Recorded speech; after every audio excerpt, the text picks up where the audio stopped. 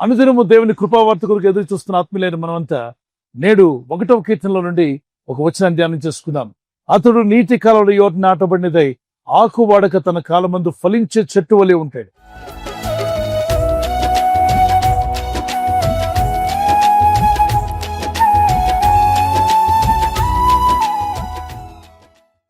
యేసుక్రీస్తు విశ్వాసం వచ్చిన ప్రతి బిడ్డ కూడా, ప్రతి ఒక్కరూ మనం ఎలా ఉండాలి అంటే, నీటి కాలంలో యోర్ను నాటబడినదే ఆకు వాడక తన కాలమందు ఫలించే చెట్టు వలె ఉండాలని ప్రభు కోరుచున్నాడు. వేసవి కాలంలో పచ్చని చెట్లు కూడా ఎండిపోతున్నట్టు మనం చూస్తుంటాం. ఆకులు వాడిపోతూ ఉంటాయి, ఎండిపోయిన చెట్లులా కనిపిస్తూ ఉంటాయి. కారణం ఏంటంటే నీరు లేదు. నీరు లేనప్పుడు ఎంత పచ్చని చెట్టు అయినా సరే అది ఎండిపోతుంది, వాడిపోతుంది. ఇందులో కొన్ని మాటలు మనం జ్ఞాపం చేసుకోవాలి. దుష్టుని ఆలోచన చొప్పు నడవక, పాపుల మార్గంలో నిలవక, అపహాసకులు కూర్చుండు చోటును కూర్చుండగా, యెహోవా ధర్మశాస్త్రమందు ఆనందించుచు దివారాత్రులు దాన్ని ధ్యానించేవాడు ఎలా ఉంటాడు, అతని జీవితం ఎలా ఉంటుంది, వారి కుటుంబం ఎలా ఉంటుంది, అట్టి వారి గురించి మాట్లాడుతున్నాడు. అతడు నీటి కాలువ యోరను నాటబడిన చెట్టు వలె ఉంటాడు. అంటే ఒక కాలువ గట్టు నుండి చెట్లు పచ్చగా ఉంటాయి. ఎక్కడైనా వెళ్ళి చూడండి, నీటి కాలువ పక్కన ఉన్న చెట్లన్నీ పచ్చగా ఉంటాయి. మీరు చూస్తున్నారు ఎంత పచ్చగా మీకు కనిపిస్తున్నాయో. అదే కాలువ ఒడ్డున లేకుండా నీటికి దూరంగా ఉన్న చెట్లు చూడండి, అవి చెట్లే ఇవి చెట్లే. అవి వేసవిలో ఎండిపోతున్నాయి. ఎప్పుడైతే నీరు లేదో చెట్టుకున్న పూత పడిపోతుంది, కాయలు పడిపోతాయి, ఆకులు రాలిపోతాయి, ఆ చెట్టు ఎండిపోయిన పరిస్థితి వెళ్ళిపోతుంది. నీరు సరిగా ఇంకా అందించకపోతే అది ఎండి ఒక రోజున ఏర్లతో సహా చనిపోయే అవకాశం ఉంది. సచ్చిన చెట్టులా పడిపోతుంది. అలా ఉండడం దేవుని చిత్తం కాదు.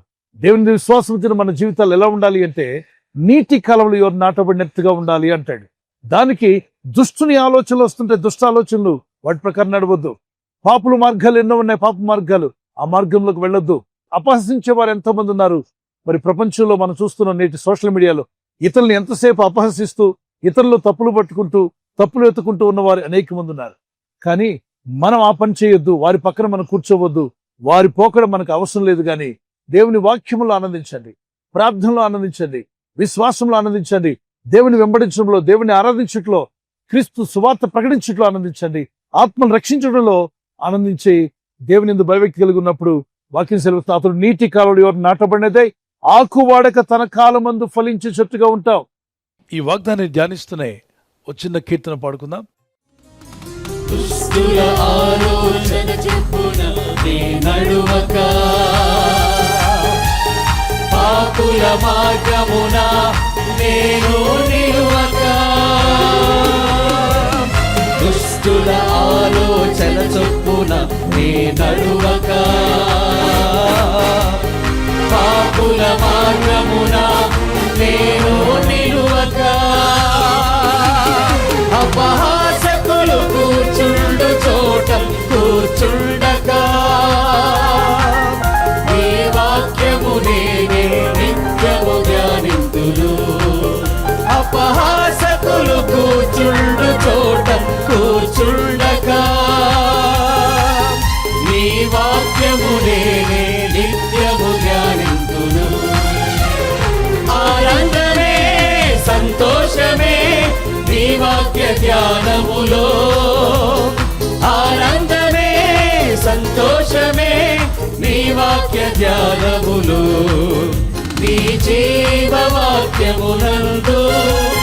నిత్యము ఆనందించుచు దివారాత్రములు నే ధ్యానము చేసెదను. ఇక్కడ ఒక మాట మీరు గుర్తించారా? పచ్చని చెట్టుగా ఉంటావు. వేసవి ఎంత ఎండలు వచ్చినా అన్ని చెట్లు భయపడినా ఈ చెట్టు భయపడదు. భూకంపాలు, కరువు కాటకాలు ఎన్ని సంభవిస్తున్నా నువ్వు భయం చెందక ధైర్యంగా ఉంటావు. నీతిమంతుని యొక్క హృదయము దుర్వార్త వినినప్పుడు, అంటే చెడ్డ వార్త విన్నప్పుడు, బ్యాడ్ న్యూస్ విన్నప్పుడు నీతిమంతుడు బెదరడట. దుర్వార్త వినను అతడు భయపడడు. మరి వర్షాలు లేనప్పుడు కరువు వచ్చేస్తుంది, భూ పంటలన్నీ కూడా ఎండిపోతూ ఉంటాయి. నీటి కాలంలో ఎవరున్న తోటలు గాని చెట్లు గాని భయపడవు, భయం లేకుండా పచ్చగా ఉంటాయి. కారణం ఏంటంటే నీరెప్పుడూ ఉంటుంది. అలాగే దేవుని సన్నిధి ఎప్పుడు నీకు తోడుగా ఉండాలి. ఒక చెట్టు వలె ఉన్నట్లయితే మన ఆత్మీయ జీవితానికి మనకు నీరుగా ఉన్నది దేవుని వాక్యము, దేవుని సన్నిధి.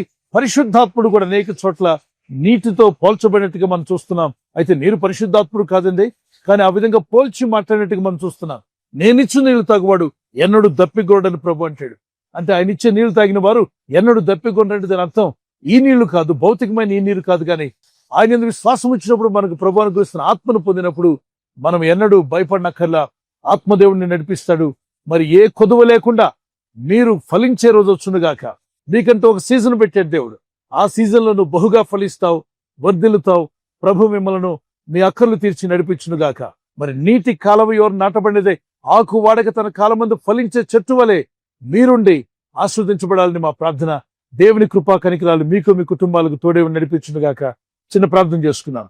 జీవం కలిగిన మా తండ్రి, సర్వశక్తిమంతుడైన మా ప్రభువా, తండ్రి, ఈ దినం ఈ వాక్యం నేర్చుకున్న కృపను మాకు దయచేశారు. మేమంతా కూడా దుష్టుని ఆలోచించప్పుడు నడవకూడదని, పాపుల మార్గంలో నిలవకూడదని, అపహాసకులు కూర్చుండే చోట్ల కూర్చుండకూడదని, అయితే మా యొక్క ఆనందమంతా యెహోవా ధర్మశాస్త్రము దేవుని వాక్యముల యందు దివారాత్రము ధ్యానిస్తూ వాటి యందు ఆనందించినప్పుడు మా జీవితాలు నీటి కాలువలు ఎవరు నాటబడినది ఆకు వాడక తన కాలమందు ఫలించి చెట్టు వలె చేస్తారని వాగ్దానం చేశావు. ఈ రోజు ప్రార్థించి ప్రయత్నించబోతున్న శంకుస్థాపన అయిన, గృహప్రవేశమైన, ఒక బిజినెస్ ప్రారంభిస్తున్నా, ఉద్యోగ ప్రారంభానికి వెళ్తున్నా, ఒక మంచి కార్యక్రమాన్ని ప్రారంభిస్తుండగా, నేను వారి బిడ్డల వివాహం కొరకు ప్రయత్నాలు చేస్తుండగా, వారు చేస్తున్న ప్రయత్నాలు ఫలించలాగున మీ దూతలకు ఆజ్ఞాపించండి. ఎవరైనా హాస్పిటల్లో ఉన్నా, ఐసీయూలో ఉన్నా, ప్రభు ఎవరైతే సీరియస్ కండిషన్ లో ఉండి బాధపడుతున్నారో వారికి యేసు నామములో స్వస్థతను అనుగ్రహించండి. ఒక బలహీనత వల్ల కృంగిపోయిన వారిని లేవనెత్తండి. మీ గాయపడిన హస్తమును చాపి వారికి ఉన్న సకల రోగాల నుండి విడుదల ఇచ్చేయి. వారిని లేపి నడిపించడాన్ని సాక్షులుగా నిలబెట్టుకోండి. ఈ ఉదయకాలం ప్రతి రోగి యేసు నామములో స్వస్థత నొందునుగాక. తండ్రి, ఈ దినం ఎవరైతే ప్రయాణమై వెళ్ళబోతున్నారో, అది రైలు మార్గమైనా, ఆకాశ మార్గమైనా, బస్సుల్లో, వాహనాల్లో ఎక్కడ ప్రయాణం చేస్తున్నా, రోడ్డు మార్గంలో ఏ వాహనంలో వారు ప్రయాణం చేస్తున్నా, నీ ప్రజలకు కాపాడే దూతలను పంపండి. ఉదయం బయలుదేరి సాయంకాలం ఇంటికి వచ్చేంత వరకు నీ కాపుదల, కాపాడే దూతల యొక్క సహాయము నీ ప్రజలకు దయచేయమని అడుగుతున్నారు. మా అందరికి ఒక సీజన్ పెట్టావు. ఫలించే సీజన్ ఒక రోజు రాబోతుందని, ఆ సీజన్లో నీ ప్రజలందరూ కూడా బహుగా ఫలించులాగున నీ సహాయం గురించి ఆశీర్వదించి నడిపించి మహిమ పొందుకోమని క్రీస్తు యేసు నామములో అడుగుతున్నాను పరలోకం తండ్రి. ఆమేన్. ఆమేన్. God bless you.